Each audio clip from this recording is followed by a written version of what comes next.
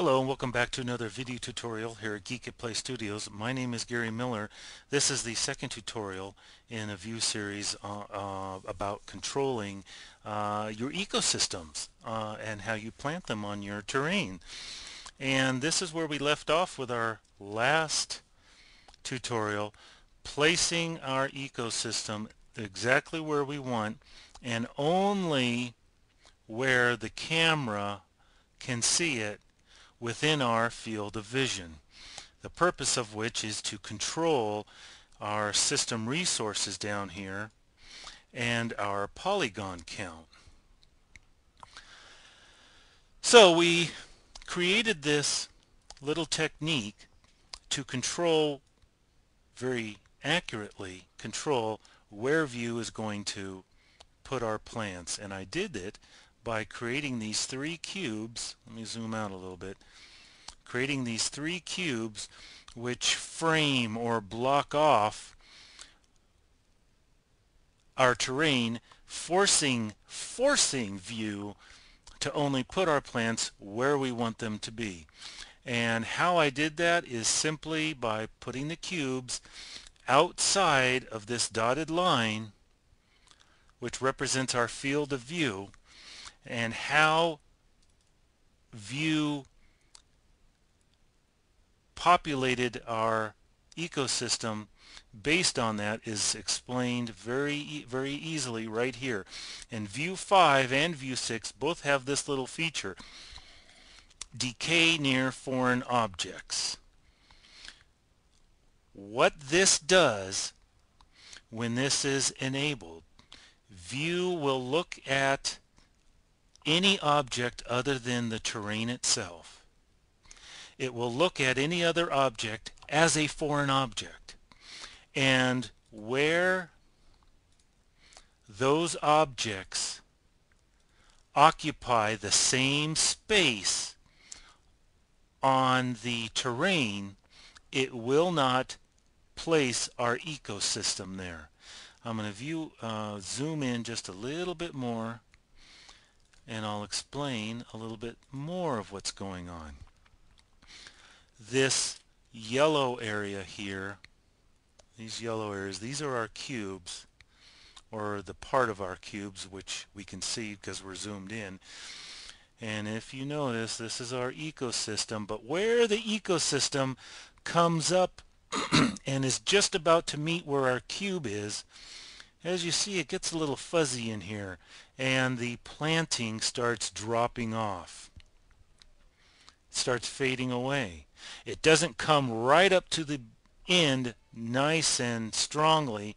It fades away and it starts dropping off. And that is because of the decay near foreign objects function. Depending upon the settings of the parameters influence and fall off, it will determine how closely it will plant the ecosystem as it approaches a foreign object, in this case the cubes. So when I put my cubes, arranged my cubes and placed them against on my terrain, I purposely did not come right up here, right up flush with my field of view. And the reason is because I know there's always a little bit of a gap between where my ecosystem stops planting and where the beginning of my cube begins. If I placed them right up here flush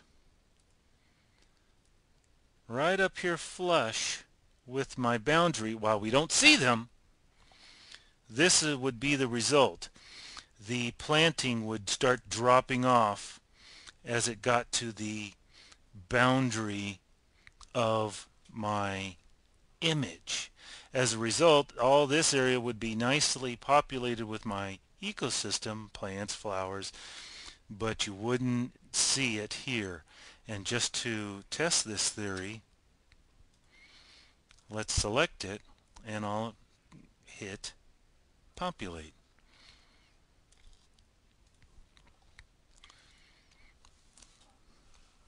and that's exactly what it did. So to avoid this, I will position my cube a little bit away to allow for that buffer zone, so that I will have a little bit of overplanting. That way I can ensure that my ecosystem will be planted to the far borders of my image, or to the extent of my field of view. Now with them a little bit outside of my field of view, let's try planting again. Hit OK. Come up here, and it's looking like it's doing what it's supposed to do. And if you notice here, up in the top view, the plants come right up to my field of view and they stop. And that's exactly what I want. As I have said several times earlier, if you can't see it, why plant it? So that's how view is doing what we want, and that is how we are manipulating view to plant the plants only where we want them to, by using the cube and relying on this function of the ecosystem, decay near foreign objects. Now you're probably wondering, why am I doing all this when we've got the paintbrush tool? Well, I'll delete my cubes, come down here, center my terrain, come up here, and I'll click clear. Now let's use the paintbrush tool to do exactly what we did by utilizing the populate button. With that's a little bit large. Brush flow is at 100%. Now the scale is off. I don't know what scale I'm going to want to use. I'll probably want to make it a little bit smaller.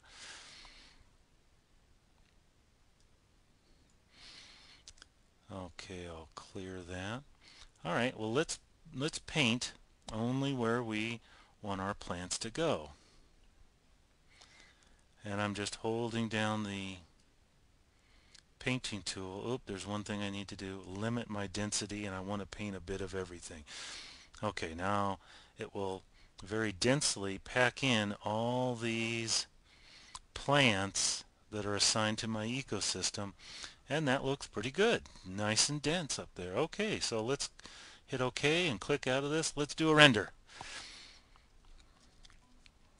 Oh, wait a minute, that doesn't look at all like what we had before. Look at all the space in between. Are you even sure that we painted anything on it? Well, maybe we didn't do it enough, so let's come up here and paint some more. Okay, I'll paint some more. Paint, paint, paint, paint, paint. Ho hum. Paint, paint, paint, paint, paint some more. I might as well just stop and pause the video here and come back in a half hour, because I know it's going to take a long time to... gee, did we even do anything? I guess I'll have to come up here and paint some more. I know. Let's change my brush flow. I'll change it to 500. Now they will really be planted quickly. Oh yeah, look at that. They're coming in a lot faster and stronger now. And if you notice up here, the number of instances that the plants are being duplicated, it's rising pretty quick when that window doesn't disappear. Okay, there we go. Now I've got a lot of plants. Let's go ahead and render and see what we've got. Well, I know I hit the plant button and I was painting, but again, you wouldn't even notice. Well, I'll try this one more time, and I'll increase the brush flow, say to 2000. Now I'll paint quicker. Now before I do this, I'll let you know right now, my computer typically becomes becomes unstable when I increase the brush flow size to a really high amount. Right now my computer in its current state has a difficult time keeping up with what I am telling it to do. So as you see, well, it's not responding anymore. I was painting at a good hard accelerated rate, but unfortunately it can't keep up.